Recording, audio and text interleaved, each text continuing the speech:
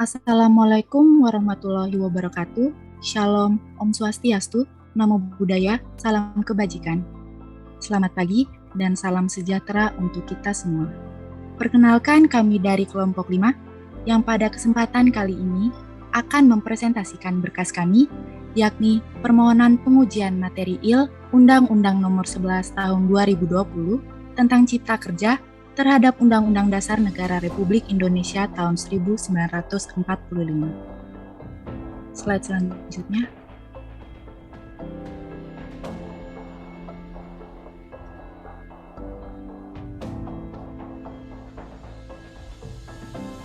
Dengan anggota kelompok Ifti Zubaidah Nazila Salma, Intan Nuraini, Irda Nuari, Jihan Mardiah, Khalifah Sania Heri Fauzi, Lutfi Yanti, Maulana Alif Rashidi, Melania Serana Mitang, Nadila Alfianti Putri, Kismi Rania Asmi Rafifah, Raden Kartika Siwi, Raffi Kurniawan, Saudatus Zahro, Sefira Anggita, Tanti Dwi Anggraini, Yunita Pratiwi, dan Badarudin. Slide selanjutnya.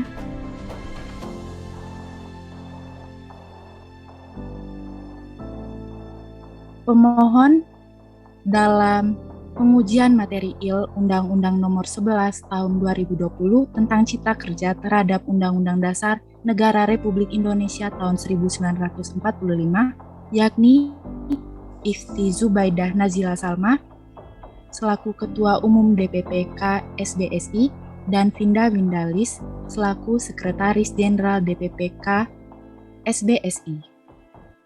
Kemudian untuk kuasa hukum pemohon, Saudatus Zahro, Irda Nuari, Muhammad Alif Rashidi, dan Badarudin. Slide selanjutnya akan dijelaskan oleh teman saya.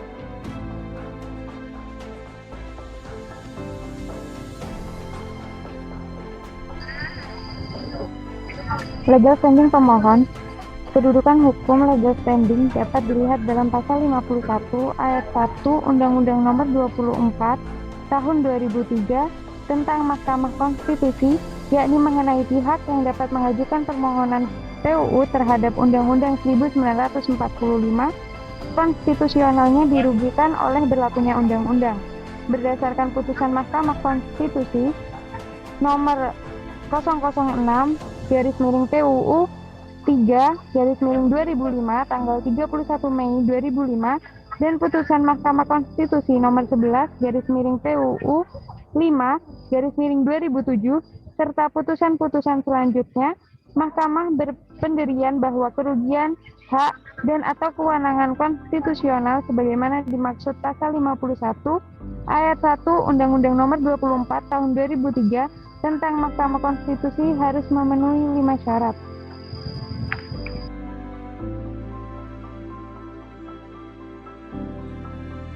KPSI adalah sebuah badan hukum perkumpulan sebagaimana diatur dalam Statut 1970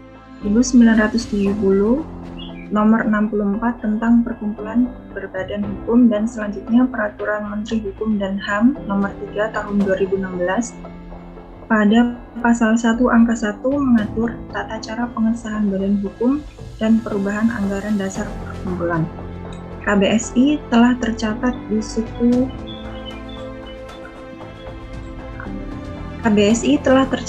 suku Dinas Tenaga Kerja Jakarta Pusat nomor 1549/18351 tertanggal 9 bulan 5 2019 dan penetapan Badan Hukum dan Kementerian Hukum dan HAM nomor AHU 0001147 tahun 2019 tertanggal 29 Desember 2020.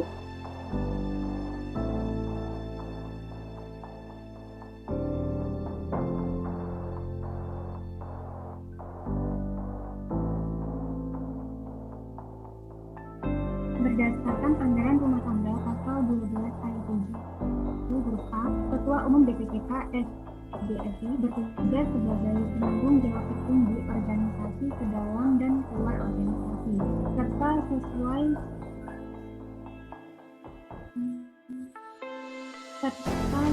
pasal 12 ayat 8 huruf A, Sekretaris Jenderal DPPK bertugas sebagai penanggung jawab tertinggi administrasi ke dalam dan keluar organisasi.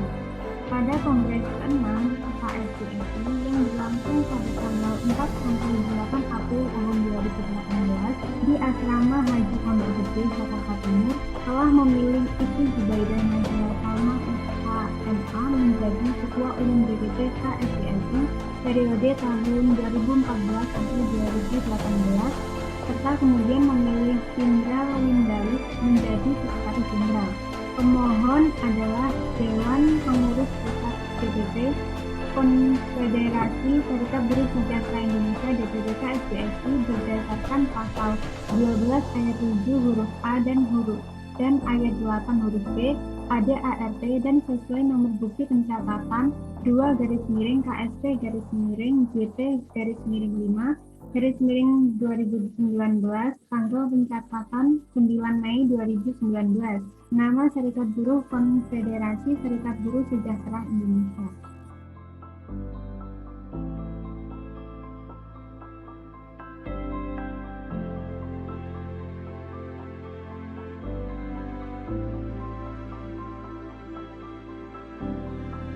Kedudukan hukum pemohon dalam perkara itu dikualifikasikan sebagai badan hukum perkumpulan sebagaimana yang dimaksud dalam pasal 51 ayat 1 huruf A Undang-Undang MK.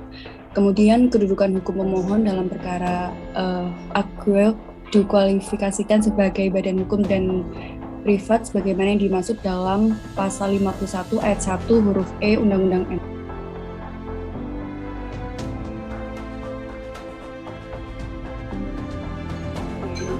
Alasan permohonan terdapat 7 materi bab 4 ketenagakerjaan bertentangan dengan pasal 27 ayat 2, pasal 28D ayat 2 dan pasal 1 ayat 2.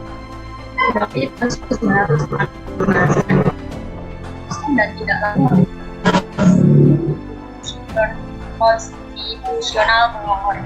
Objek permohonan uji materi adalah pasal 81 angka 12, pasal 59, pasal 81 angka 18, pasal 60, pasal 81 angka 26, pasal 89, pasal 81 angka 27, pasal 90, pasal 81 angka 37, pasal 151 dan penjelasan pasal 81 angka 42, pasal 154A ayat 2.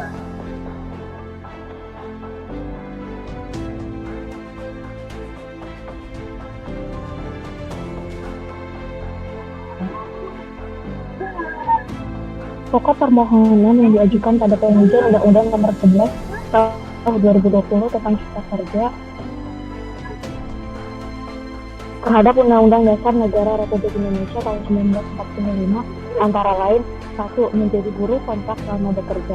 Bahwa pasal 81 angka 15 pasal 59 Undang-Undang Nomor 11 Tahun 2020 tentang Cipta Kerja yaitu pasal 59 tanpa ayat 4 pada Undang-Undang Nomor 13 Tahun 2003 tentang Ketenagakerjaan. Secara keseluruhan, pasal 81 angka 15 pasal 59 Undang-Undang Nomor 11 Tahun 2020 tentang Cipta Kerja bertentangan dengan pasal 27 ayat 2 dan pasal 28B ayat 2 Undang-Undang Negara Republik Indonesia 1945 karena tidak memberikan kepastian kerja, selanjutnya tidak memberi jaminan hidup layak bagi kemanusiaan yang berarti juga jaminan hidup sejahtera.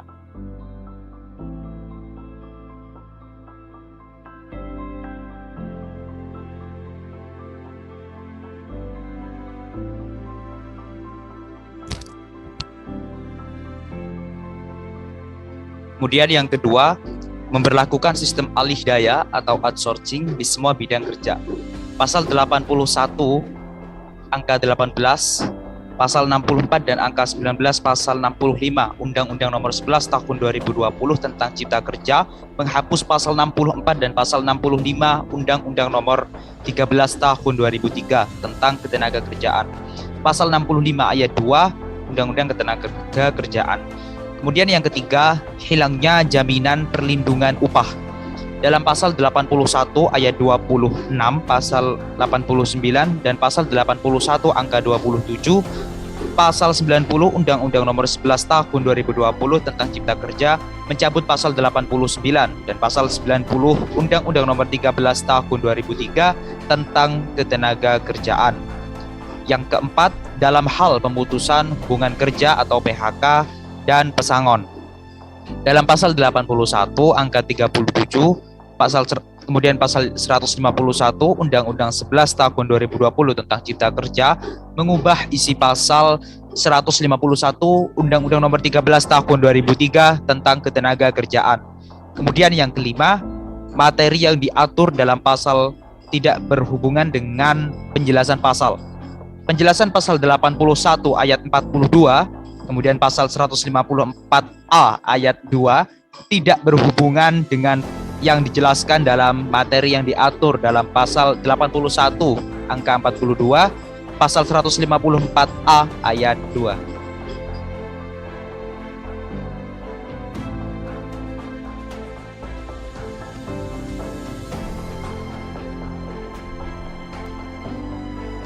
Kemudian untuk petitum yang diajukan, pertama, menerima dan mengabulkan seluruh permohonan pengujian undang-undang yang diajukan. Kedua, menyatakan pasal 81 angka 15, pasal 59 Undang-Undang Nomor 11 Tahun 2020 tentang Cipta Kerja, bab 4 Ketenagakerjaan atau klaster ketenagakerjaan bertentangan dengan pasal 27 ayat 2 dan pasal 28D ayat 2 Undang-Undang Dasar Negara Republik Indonesia tahun 1945. Ketiga, menyatakan pasal 81 angka 18, pasal 64, pasal 81, angka 19, pasal 65, pasal 81, angka 26, pasal 89, pasal 81, angka 27, pasal 90, dan pasal 81, angka 37, pasal 151, Undang-Undang Nomor 11 Tahun 2020 tentang Cipta Kerja, bab 4 Ketenagakerjaan atau klaster ketenagakerjaan bertentangan dengan pasal 27 ayat 2 Undang-Undang Dasar Negara Republik Indonesia tahun 1945. Lalu yang keempat, menyatakan penjelasan pasal 81 angka 42 pasal 154A ayat 2 tidak berhubungan dengan yang dijelaskan dalam materi yang diatur dalam pasal 81 angka 42 pasal 154A ayat 2 Undang-Undang Nomor 11 Tahun 2020 tentang Cipta Kerja bab 4 Ketenagakerjaan atau klaster ketenagakerjaan bertentangan dengan pasal 1 ayat 3 Undang-Undang Dasar Negara Republik Indonesia tahun 1945.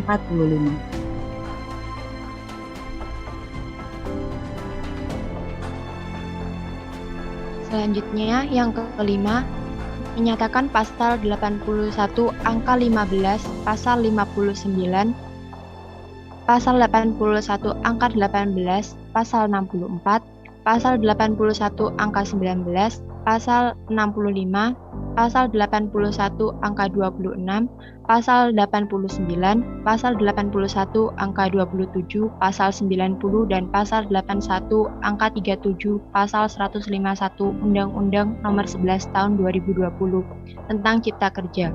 Bab 4 Ketenagakerjaan atau klaster ketenagakerjaan tidak mempunyai kekuatan hukum yang mengikat.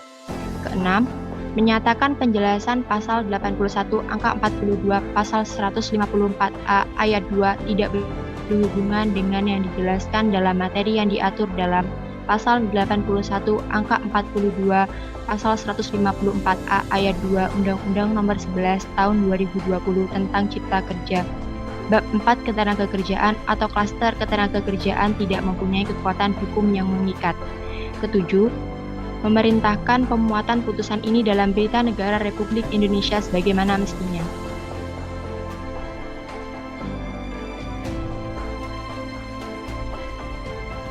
Timeline persidangan permohonan yang diajukan pada 18 November 2020 yang kemudian dilakukan penerimaan permohonan pada tanggal 20 November 2020. Yang selanjutnya sidang pemeriksaan pendahuluan pada 3 Desember 2020. yang kemudian sidang perbaikan permohonan 14 Desember 2020, yang kemudian sidang mendengarkan keterangan pemerintah atau DPR pada 21 Desember 2020, yang masih pada sidang mendengarkan keterangan pemerintah atau DPR pada 28 Desember 2020, dan sidang pengucapan putusan pada 18 Januari 2021.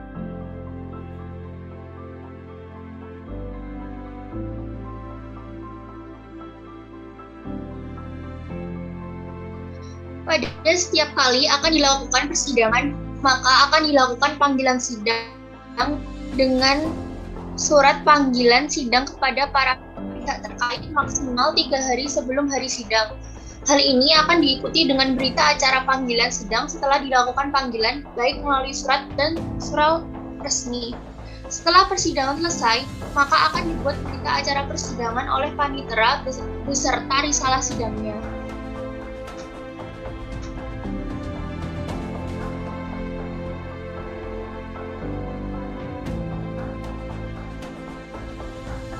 Proses pembuktian merupakan suatu perbuatan untuk membuktikan yang berarti memberikan atau memperlihatkan bukti, melakukan sesuatu kebenaran, melaksanakan, menandakan, menyaksikan, dan meyakinkan. Meyakinkan di sini berarti meyakinkan hakim tentang kebenaran dalil atau dalil-dalil yang dikemukakan dalam suatu sengketa.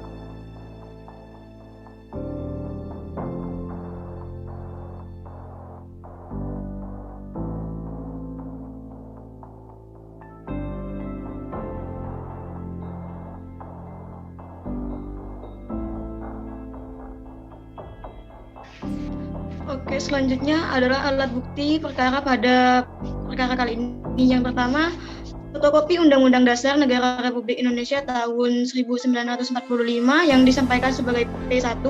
Yang kedua, fotokopi Undang-Undang Nomor 11 Tahun 2020 tentang Cipta Kerja dengan kode P2. Yang ketiga, fotokopi Undang-Undang Nomor 21 Tahun 2000 tentang Serikat Kerja atau Serikat Buruh dengan kode P3. Yang keempat, fotokopi Keputusan Menteri Hukum dan Hak Asasi Manusia Nomor AHU garing 00047.AH.01.08 tahun 2019 dengan kode P4. Yang kelima, fotokopi Surat nomor 1549 garing strip garing 1835.1 tanggal 9 Mei 2019 dengan kode P5. Yang keenam, fotokopi Anggaran Dasar Rumah Tangga garis-garis besar haluan organisasi Konfederasi Serikat Buruh Sejahtera Indonesia dengan kode P6. Yang terakhir, fotokopi Undang-Undang Nomor 13 Tahun 2003 tentang Ketenagakerjaan.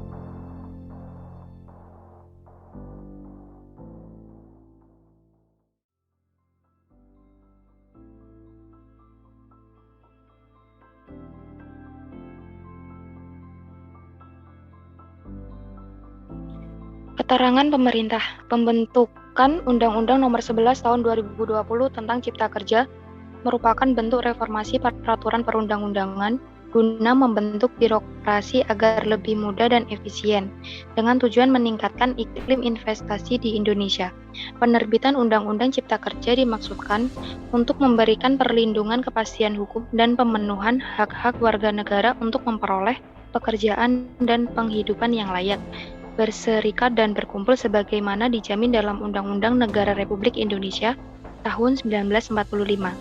Undang-Undang Kerja justru akan menyerap tenaga kerja Indonesia seluas-luasnya di tengah persaingan yang semakin kompetitif dan tuntutan globalisasi ekonomi serta meningkatkan perlindungan dan kesejahteraan pekerja.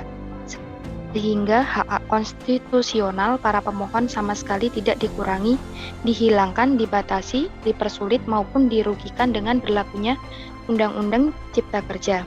Pasal-pasal yang termasuk dalam kategori ketenagakerjaan pada pasal 81 angka 15, pasal 59, pasal 81, angka 18, pasal 64, pasal 81, angka 19, pasal 65, pasal 81, angka 26, pasal 81, angka 27, pasal 90, dan pasal 81, angka 37, pasal 151, dan penjelasannya. Pada Undang-Undang Nomor 11 Tahun 2020 tentang Cipta Kerja tidak bertentangan dengan Undang-Undang Dasar 1945 dan tidak melanggar hak-hak konstitusional.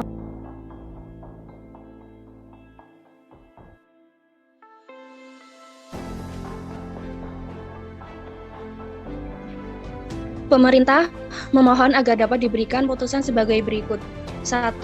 Menyatakan bahwa pemohon tidak mempunyai kedudukan hukum atau legal standing. 2. Menolak permohonan pengujian pada pemohon seluruhnya atau setidaknya menyatakan permohonan pengujian para pemohon tidak dapat diterima. 3. Menerima keterangan pemerintah secara keseluruhan. 4. Pasal 81 angka 15, Pasal 59, Undang-Undang Nomor 11 Tahun 2020 tentang Cipta Kerja, Bab 4 Ketenagakerjaan atau Klaster Ketenagakerjaan tidak bertentangan dengan Pasal 27 ayat 2 dan Pasal 28D ayat 2 Undang-Undang Dasar Negara Republik Indonesia tahun 1945. Yang kelima, menyatakan Pasal 81 angka 18, Pasal 64, Pasal 81 angka 19, Pasal 65, Pasal 81 angka 27, Pasal 90, dan Pasal 81 angka 37, Pasal 151 Undang-Undang Nomor 11 Tahun 2020 tentang Cipta Kerja, Bab 4 Ketenagakerjaan atau Klaster Ketenagakerjaan tidak bertentangan dengan Pasal 27 ayat 2 Undang-Undang Dasar Negara Republik Indonesia tahun 1945. Yang keenam, menyatakan penjelasan Pasal 81 angka 42, Pasal 154A ayat 2 tidak berhubungan dengan yang dijelaskan dalam materi yang diatur dalam Pasal 81 angka 42, Pasal 154A ayat 2, Undang-Undang Nomor 11 Tahun 2020 tentang Cipta Kerja, Bab 4 Ketenagakerjaan atau Klaster Ketenagakerjaan tidak bertentangan dengan Pasal 1 ayat 3 Undang-Undang Negara Republik Indonesia tahun 1945.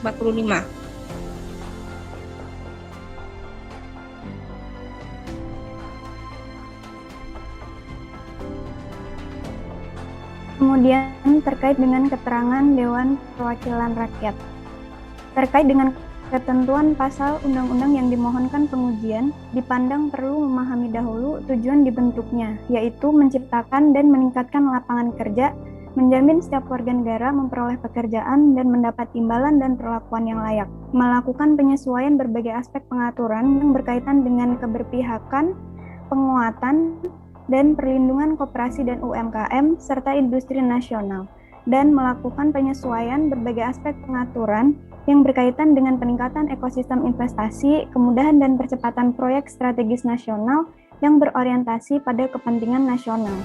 UU Cipta Kerja yang mengubah ketentuan 78 Undang-Undang telah sesuai dengan tujuan dibentuknya UU Cipta Kerja sebagaimana diatur dalam Pasal 3 Undang-Undang Cipta Kerja. Tujuan Undang-Undang Cipta Kerja dalam Pasal 3 telah menjamin kemudahan, perlindungan, serta pemberdayaan koperasi dan UMKM. Kemudian tujuan Undang-Undang Cipta Kerja atas dasar kepentingan dan kesejahteraan nasional telah memperhatikan dengan cermat kaidah-kaidah ataupun asas-asas yang terkandung dalam Undang-Undang Pembentukan Peraturan Perundang-undangan, sehingga dengan demikian dalil para pemohon tersebut menjadi tidak berdasar.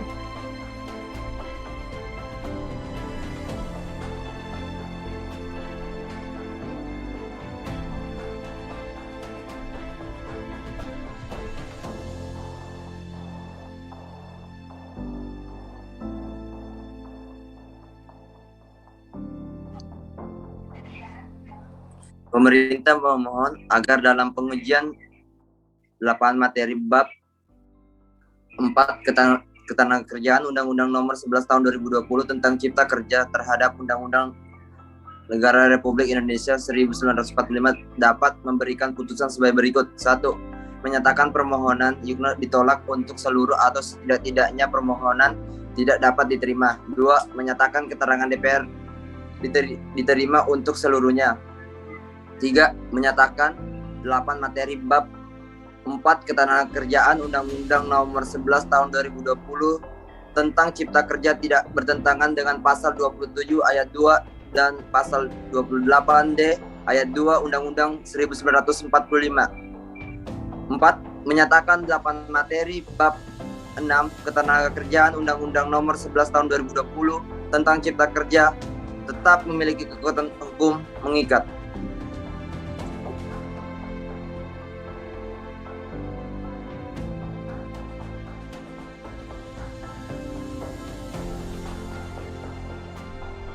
Kerjaan. Oke, selanjutnya saya akan membacakan terkait putusan. Putusan yang dikeluarkan oleh MK berkekuatan hukum tetap dan bersifat final. Artinya tidak ada lagi upaya hukum yang dapat ditempuh oleh para pihak yang bersengketa di Mahkamah Konstitusi. Selanjutnya akan dibacakan oleh teman saya.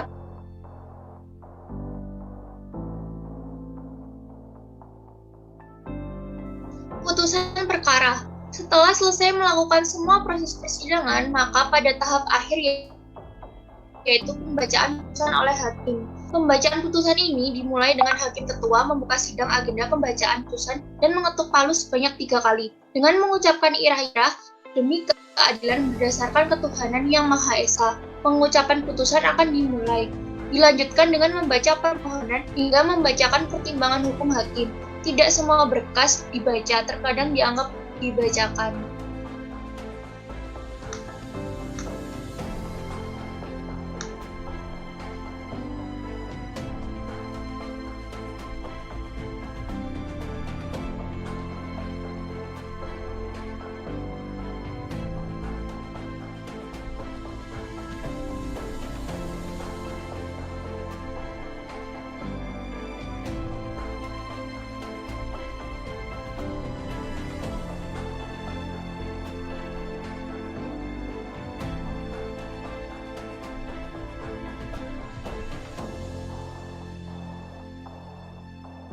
Kartika.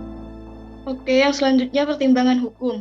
Yang pertama, bahwa norma yang dimohonkan pengujian konstitusionalitasnya dalam permohonan aquo adalah pasal 81 angka 15, pasal 81 angka 18, pasal 81 angka 19, pasal 81 angka 26, pasal 81 angka 27, pasal 81 angka 37, pasal 151 dan penjelasan pasal 81 angka 42, pasal 154 A ayat 1 dan ayat 2 Undang-Undang Nomor 11 Tahun 2020 terhadap pasal 1 ayat 3, pasal 27 ayat 2 dan pasal 28D ayat 2 Undang-Undang Dasar Negara Republik Indonesia tahun 1945 yang rumusannya masing-masing sebagai berikut. Pasal-pasal tersebut dianggap dibacakan.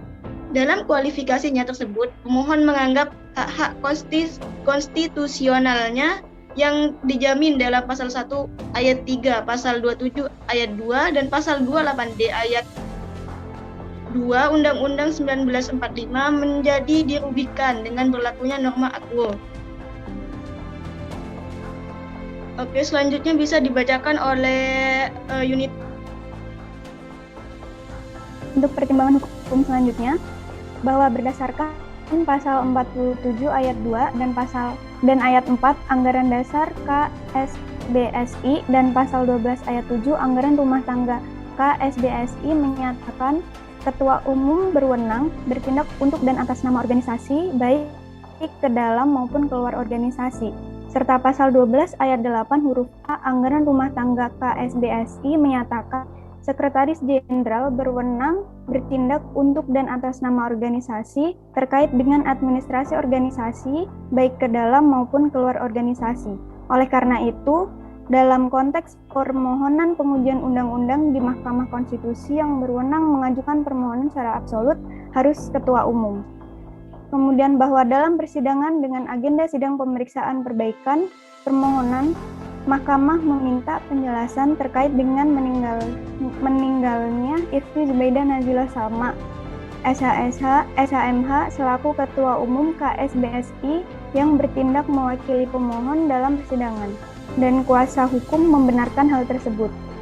Bahwa setelah dicermati terhadap bukti P6 tersebut tidak ditemukan nama Indra Windalis sebagai Sekretaris Jenderal, justru tercantum nama Bambang Hermanto sebagai Sekretaris Jenderal pemohon. Di samping fakta hukum tersebut, Mahkamah juga tidak menemukan alat bukti lain yang dapat membuktikan bahwa memang benar nama Vinda Windalis merupakan Sekretaris Jenderal KSBSI sebagaimana yang tercantum dalam permohonan pemohon. Untuk selanjutnya bisa dibacakan oleh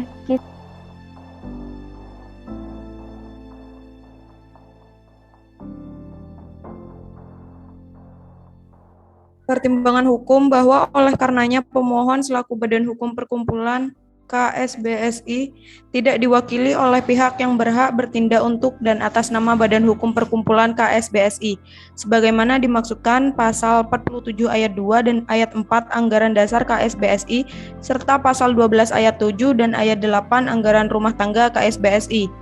Dengan demikian, Mahkamah berpendapat pemohon tidak memiliki kedudukan hukum dalam mengajukan permohonan akuo. Menimbang bahwa berdasarkan seluruh pertimbangan hukum di atas, meskipun Mahkamah berwenang mengadili permohonan pemohon, namun karena pemohon selaku badan hukum perkumpulan KSBSI tidak diwakili oleh pihak atau orang yang berhak bertindak untuk dan atas nama badan hukum perkumpulan KSBSI, maka permohonan pemohon tidak mempunyai kedudukan hukum persona standing judicio untuk mengajukan permohonan. Oleh karenanya, Mahkamah tidak mempertimbangkan pokok permohonan.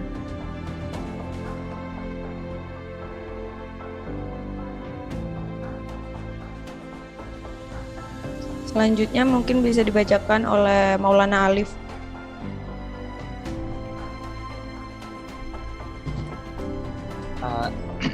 Setelah pembacaan pertimbangan hukum, maka hakim melanjutkan dengan pembacaan konklusi sebagai berikut. 1. Mahkamah berwenang untuk mengadili permohonan akuo. 2. Pemohon tidak memiliki kedudukan hukum untuk mengajukan permohonan akuo. 3. Pokok permohonan tidak dipertimbangkan. Setelah pembacaan konklusi, dilanjutkan dengan pembacaan amar putusan sebagai berikut. Menyatakan permohonan pemohon tidak dapat diterima. Kemudian dilanjutkan dengan pembacaan majelis hakim yang memutus perkara dalam RPH beserta tanggalnya, tanggal dan waktu pengucapan putusan, tempat pengucapan putusan, panitera pengganti, dan para pihak yang hadir. Kemudian sidang ditutup dengan ketok palu 3 kali.